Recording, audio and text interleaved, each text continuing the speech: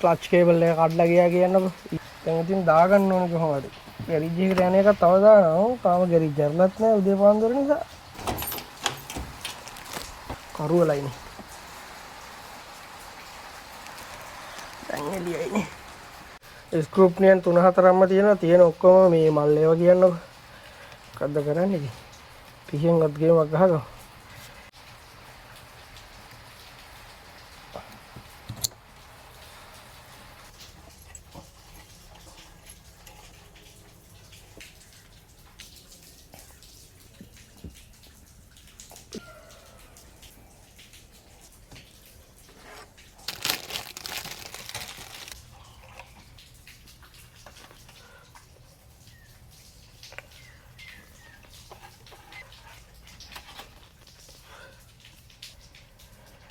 right ඊට පස්සේ මෙතන ලිවර් එක දාගෙන ඉවරලා පිටිපස්සෙන් කරන්න ඕනේ වැඩේනේ.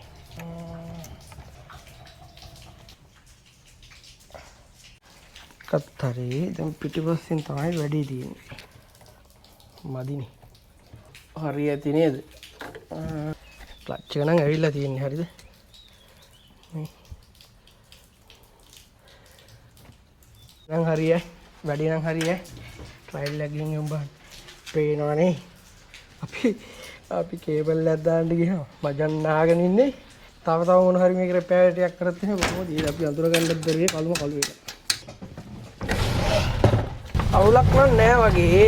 ඔන්න මේ විනාඩියකින් දෙකකින් දැම්මා වගේ ඔයාලා දැක්කට හරිද මේ පැය භාගයක් කියලා ගියා මේක දාගන්න.